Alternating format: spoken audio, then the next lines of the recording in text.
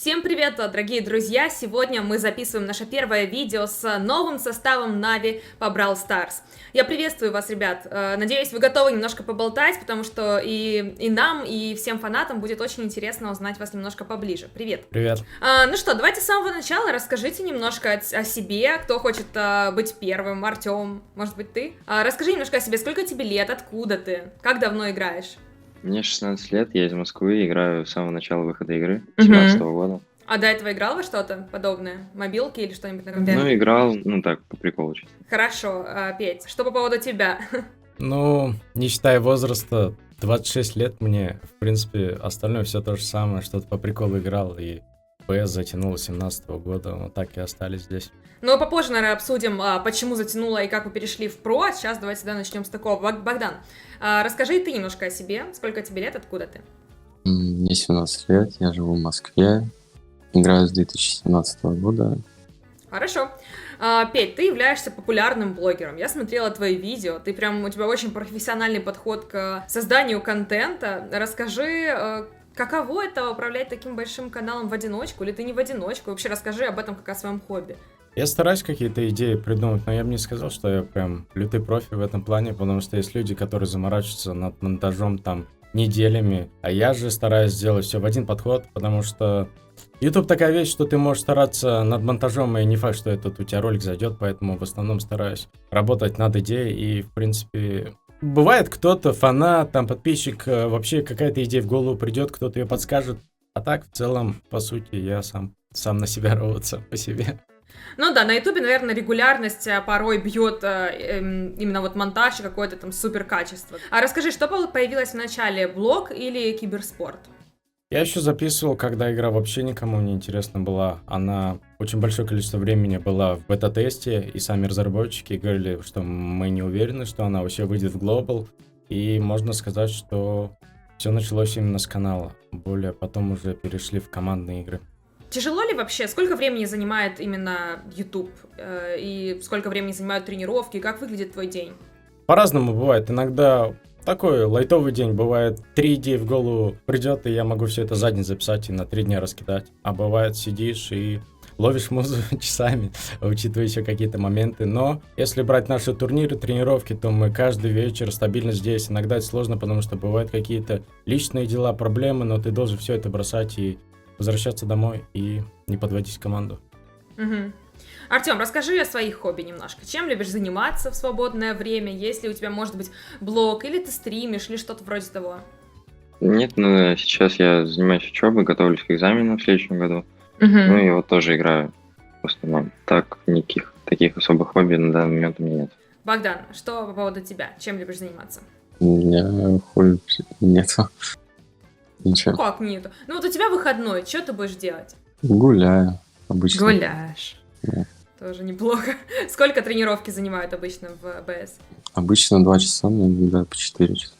Ну, давайте поговорим о том, как все начиналось именно в киберспорте. Вот когда настал тот момент, когда вы поняли, что это уже не аматорский уровень, а вы можете выходить на про, и как вообще начинался киберспорт в БСе? Если вкратце какие-то свои мысли рассказать, я думаю, что они у нас будут схожи, но где-то, может, моментом различаться. В любом случае, один факт, это можно было точно отметить, что пока игра была в бета-тесте, пока она не уходила в глобал, даже после того, как она вышла, сервера только настраивали, были лютые задержки. Если ты играл какие-то турниры, то ты 100% играл прям с лютыми лагами, и, по сути, можно сказать, что киберспорта в СНГ вообще не было изначально вообще прям.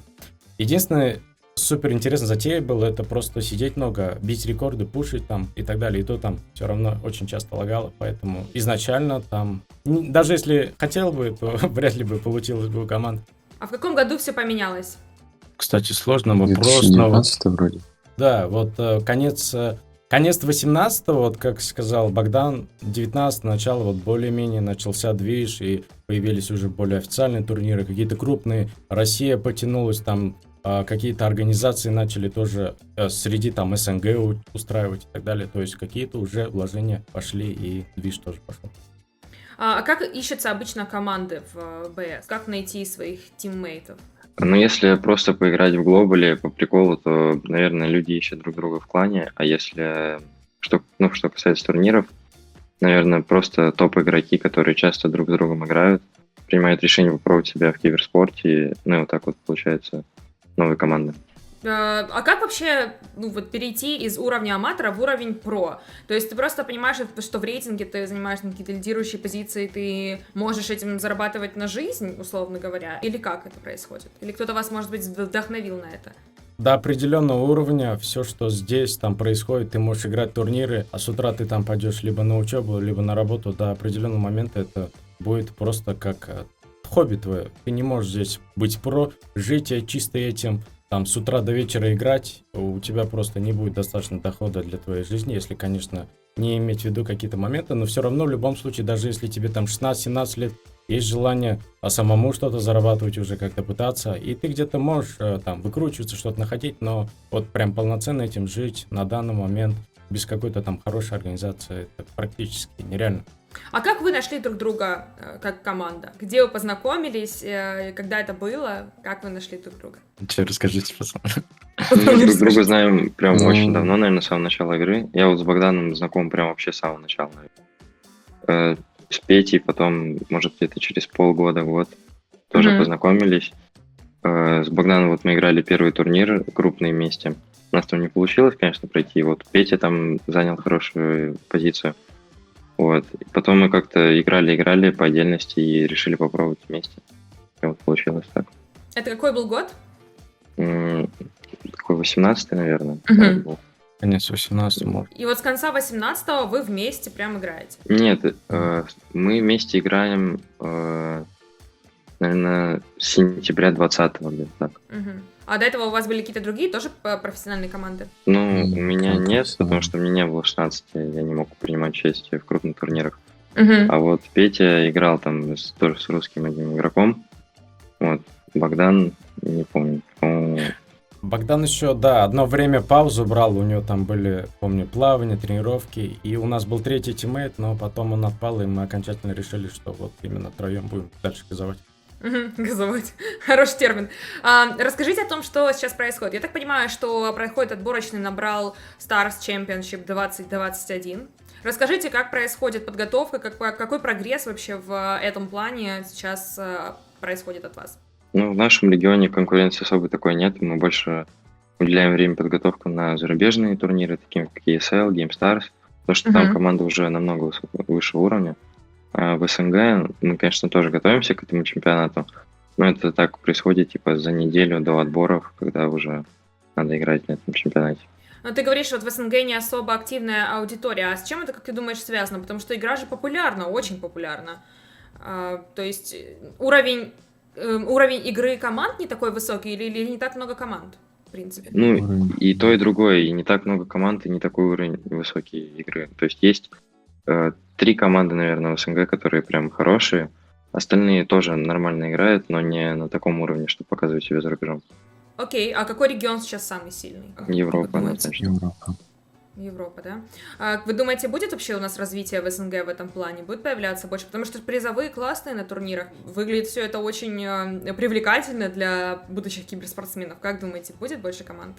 Ну да, скорее всего, будет больше команд, потому что раньше не было отдельного региона СНГ, не было такого понятия.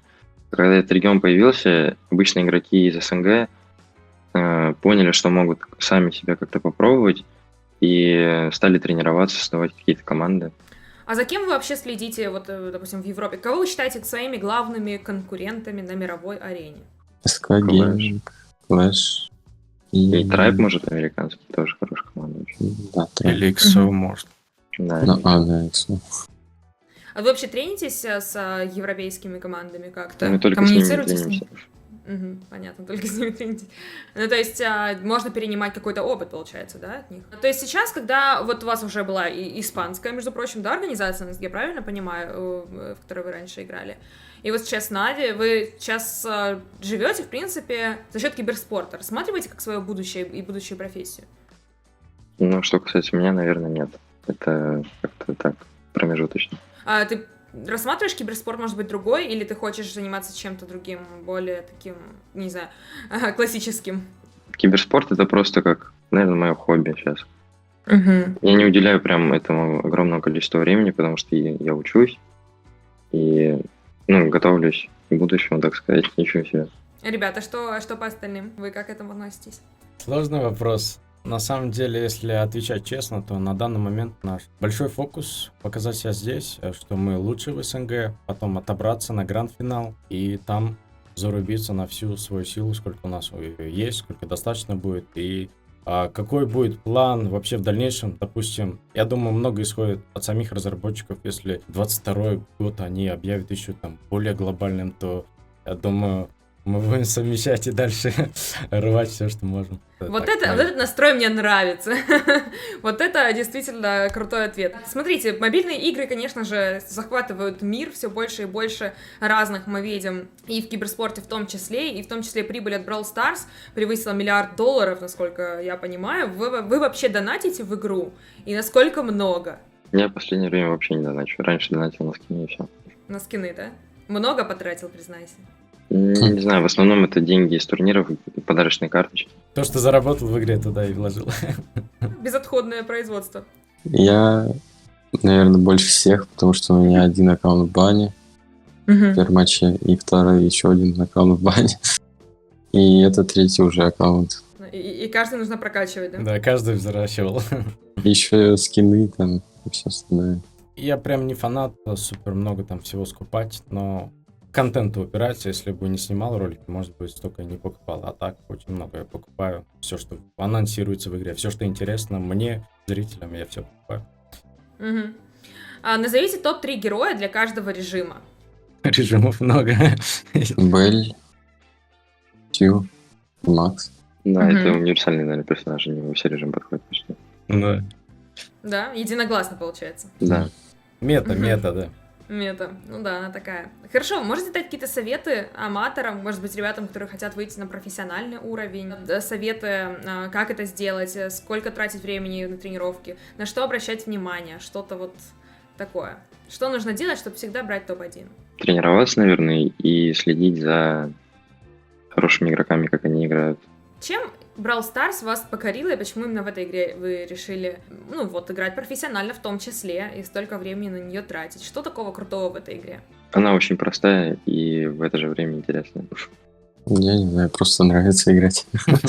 Она, я думаю, может затянуть сильно, даже если человек только пришел, если так чуть разыграется, может затягивать до тех пор, пока он там не пройдет, всех персов не соберет, их всех прокачает. Она умеет это делать, затягивать игрока.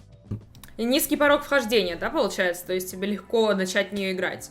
По сути, многие могут называть там донатные, фигня и так далее, если как-то вкратце, но на самом деле это одна из игр, которая особо вот на эти вещи не влияет. Можно, играя грамотно там развивая аккаунт, можно без доната прокачать полностью персов и как бы играть на том же уровне, что и другие, те, кто донатные, а у них скины.